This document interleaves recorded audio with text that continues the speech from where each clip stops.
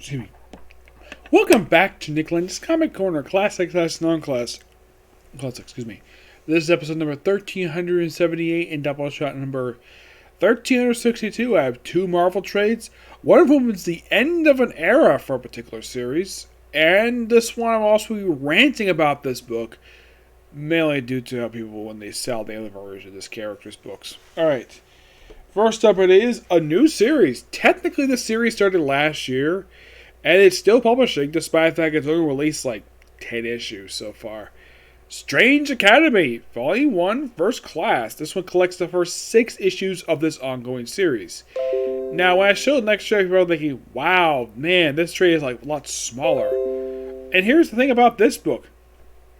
This book is dirt cheap. I got this book online for about $10. Yeah, that is how cheap this book was. The actual original cover price of this book is $13.99, which makes this the cheapest Marvel book I've ever published. And this is a recent released book. Now technically, I am jumping a little ahead a little bit with this one because technically, this series did start as a backdoor powered short story in the pages of Doctor Strange, simply Doctor as basically Doctor Strange. Well, the relaunch, Doctor Strange Volume 5. I haven't technically finished up the previous volume yet, but I do have planned to get the next couple volumes before I get a chance to get to it. Simply put, this basically is a series, the whole idea of this series is nothing new. Basically, a group of people teaching other people about certain things. Basically, this one's all about magic. Now, not the first time that the Marvel Comics done this, because you have the X-Men with their, the Charles Xavier School of a hireling / Jean Grey whatever, when there was a school. There's also Avengers Academy, and then there's this. But DC actually experimented with something similar to this with the Gotham Academy series, which was really good. Despite the fact the second series got canceled after only, I think it was about 10 issues. I think it was really, really short.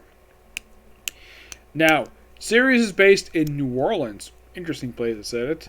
And at the time, basically, he had at the time, as of last year, the most recent Doctor Strange issues coming out when the series come out. This basically came out with issue 2, when Doctor Strange was basically decided to shorten the title from Doctor full word and Strange. Just wanted to Dr. Strange, basically, because he became a doctor again. Yeah, but I'll get to that eventually when I get to that particular book. Now, the teachers of this book are quite interesting. The school is headed up by Dr. Voodoo and Dr. Strange himself. Dr. Strange doesn't really appear very much in these issues at all. The teachers are quite interesting. You have Zelma, who was a supporting character from Dr. Strange's title. The other people are Hellstrom. Yes, Hellstrom was a guest teacher. Magic. Yes, Colossus' beautiful sister is here. Along with the Scarlet Witch, Shaman, and I think that's it, right? Oh yeah, the Ancient One. Yep, he's here too. Yeah, the guy who taught Doctor Strange. Now, the whole purpose of the school is that because of what happened technically, this is kind of a result of something Danny Cotis did. Yes, he undid something that Jason Aaron did, which basically was when they shut down magic. Here, they reactivate. Well, it was reactivating Danny Cotis' run. Yep. I'm not sure what that is. Anyways, so pretty much we have these new students. One of whom, as you can tell by his flaming head, is the son of Dormammu. Yep, he is the son of Dormammu. And if you're going to be asking, Nick, does Dormammu himself ever actually physically appear in the series? The answer is no, surprisingly. And a lot of the other characters are complete original. Yep, yeah, they're all complete original characters, with the exception of Dylan Doyle. Let's see, you have... Yeah, these are the First Class. You have Emily Bright, Doyle Dormammu, who's son of Dormammu, Shelley Malthrop, Avi Borson, Eric Borson, Dissy, Zuliva, Toth, Boostag, and we also have German Auser and Calvin Morse. Yep. Basically, train these magicians based in all their abilities. Yep, that's pretty much all the purpose of them. Oh, and by the way, Magic's punishment basically, when one kid was late, send him and Doyle to Limbo. Yep, send him to Limbo. One guy, because he was tardy and bad-mouthing her, Doyle because, oh yeah, you punished her, right? Punished her, right? Yep. Yep. Now, yeah, the series is written by Scotty Young. Yep. With the broad service in the artwork. Interesting. Two guys with very weird art styles. Interesting choice. The cover art here is, well, I think done by, yeah, I think it's done by Broad Service. Yes. The cover art for the trade cover is, believe it or not the, yeah, it is the cover for issue 1. Yeah, it is. Here are some of the interior artwork. It's really good artwork. I think that in the case of Bartolomeos, I think his artwork's fine here, instead of constantly hanging out with basically Dan Slott, because if you look at basically a lot of Dan Slott's issues when he took over the book from issue 648 up into 700, a lot of the time Alberto Ramos was the artist of the book. Not all the issues per se, but a lot of the time Alberto Ramos was the regular artist of the book for a lot of the time, one of several artists in the book. Here, works fine. I wouldn't be surprised if Rich Bachelot basically became the artist. After all, he has experience drawing Doctor Strange. But this artwork fits fine here. And not the first series Scott Young has written, believe it or not. This is actually his third. Okay, what were the other two? He wrote and drew Rock Raccoon. That was his first one. The second was Deadpool. Yes, he wrote Deadpool. He didn't draw the book. All he did was write it. I gotta say, first start for the series, it's actually pretty good. Give this book roughly a 9.5 out of 10. It's a damn good book. Basically a lot of like one-shot style stories, though the thing ends with Doyle Dormammu apparently dying. Oh, don't worry, he's fine. Though here's a strange thing though. Apparently, for some strange reason, the issues themselves, basically the release schedule for these things is quite strange. Like, basically, in the case of, like, I think it was like issue 9 was the most recent issue that came out. That was basically, like, apparently the next issue comes out next month. Apparently, for some reason, they decided to have the issue skip month for some reason. I don't know why. And the next volume doesn't come out for quite a while, actually. It doesn't come out later on this year, which I thought was kind of weird. Yeah, but that's more comics for you. Alright, next up is the final trade of this writer's run. And there'll be some ranting with this one. Yep. We have Marvel Legacy. We have Moon Knight Legacy Volume 2 Phases. Yes, this is mostly a continuation of stuff basically from Max Bemis' run. Now, this actually is the end of his run. And this collect issues 194 to 200. Yeah, Moon Knight 200. Thank you, Marvel, for doing this. I mean, it's not all that surprising the fact that Marvel did this for the character. And surprisingly ending a very short run for Moon Knight. Yeah, this is even shorter than Jeff Lemire's run. His run was like 16 issues. This is basically freaking 13. Not kidding about that. Mostly put for this one, with these issues, you explore a little bit of Mark Spector's childhood, where apparently he had a very terrible childhood growing up. Apparently he grew up Jewish, despite the fact he later on became a worshiper of Cthulhu. And he also is dealing with stuff from the previous volume, dealing with the sun god, well, the sun hero, who is trying to be a good guy now, and also become involved with this cult, which apparently loves sadism. Yes, sadism. And they try to indoctrinate Moon Knight into the group, but that doesn't work out very well because they're killing the leader in the penultimate issue of this run. Yep. Though, these issues are kind of weird as where they are. Sun Hero himself basically just goes off on his own after he gets, well, first he gets maced by Marlene, and then he gets kicked in the leg by Darciel, Moon Knight's daughter. Yep, Moon Knight's daughter. Yep, and there's like a few different artists on here. Yes, for 194, it's Ty Templeton. Now, a majority of the issues for 195, 196, and 199 and 200 is done by Paul Davison for issues 197, 197 by Jason Barrows. Yep, with Jeff Lemire on some of the coloring, which I thought was quite interesting. Yep. Back going, this is cover artwork here, which is really good. Now, I should also point out something about the variant covers. Yeah, this has a bunch of variant covers. Yep.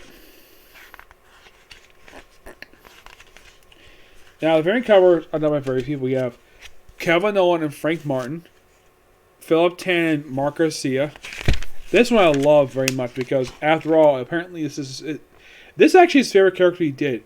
David Finch. Yes, a David Finch variant cover. Yep, with Frank Damon. This one right here, this is all basically like 200 variant covers. 200 remastered. Done by Bill Sienkiewicz, Claude Johnson, and Jesus Aber with Joe Ferretti. Yeah. I gotta say, pretty interesting set of issues, though feels like a bit of a step down from the first arc for this run. And surprisingly, this actually is the end of Moon Knight. Yep, the end of Moon Knight. For 3 years. Now you probably scratch your head. 3 years. Yeah, the book ended in 2018, but here's something quite interesting though. It was announced I think it was for the solicits for July, that Moon Knight's coming back after 3 years. With Jay McKay as the writer of Black Cat. Interesting. But this book, I'm going to give it basically an 8.5 out of 10.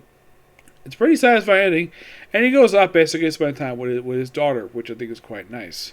Final thoughts on this run for Moon Knight. Yeah, it's a very short run for Moon Knight, surprisingly.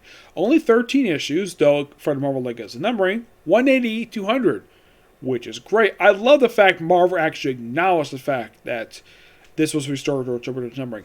Though, interesting little fun factor about this. The first issue of this run was released, get this, roughly 6 months after the previous Flyman ended. Yes, 6 months. I looked up online like, really? Yeah, 6 months. Oh yeah, and also interesting about this book, Food Killer is here. Yeah, Food Killer pops up for one issue. You might be thinking, why the heck is Food Killer here for? Well, there's a good reason for that. And that's because Mark Bemis wrote the short-lived Food Killer series. Well, the ongoing series, mind you, before it got canceled. Yes, there was the one from the 90s, and I think that one was also from the 90s, so I'm not really sure. Now, I did mention there's going to be some ranting about Moon Knight here. Mostly, it's not about the character or about Marvel. It's Amazon sellers. Yes. Now, this book, I got no problem. Pretty decent price. I didn't mind paying for it. My ultimate really big problem, like trying to get the older trades, is almost near impossible. Like, they're there, but they cost way too damn much. Like, some cost from between $60 to $100. There's one book, believe it or not, it's the first trade that collects Brian Michael Bendis and David Finch's run for actually Brian Michael Bendis and Alex Believ's run for the book. And you will not believe how much this Amazon seller is selling for. Almost $900. Yes. When I saw this, I'm like, no thank you. I'm not paying that for that damn book. I mean, I want the book, but I'm not paying $900 for a book that's probably about $16. It is ridiculous that this Amazon seller think this book can sell for, like, the actual price is $881 and change. This is stupid. Like, Amazon, now the only books I can basically say are reasonably priced is the second volume that collects Jeff Lemire's run. That's pretty decently priced. And the Epic Collections that collect the Marvel Moon Knight Epic Collections. Those are fine to be $40. Those two are fine. Because that's probably how much they cost. And the one trade by Jeff Lemire is pretty decently priced. But the other books are way too damn expensive. I'm not paying $100 for one trade. That is impossible. I can buy several other trades for that much amount of money. I'm not paying $900 for one damn trade. It is ridiculous. And I think that Amazon themselves basically should tell these people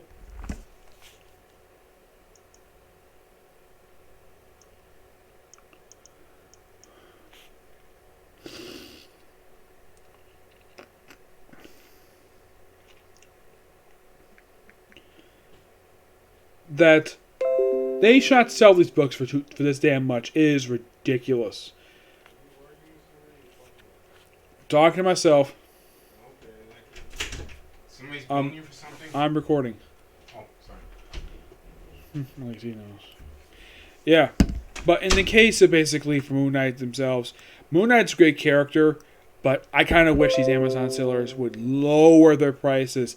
Like, the only place I could probably find a decent price for these Moon Knight trades is probably go to the comic shop. Because at least they sell these books for a decent price. And they're charging about 100 to about $1,000 for these damn books. It's ridiculous. But my only guess is the reason why I do it, because they're desperate money, or the fact these books fall out of print. I hope to God these books not fall out of print, because I love Moon Knight. I think he's a great character. Okay, so that's it for particular review. Stay tuned later on for my review for One Piece, and that'll probably be it for today. Okay, see you next video. Bye.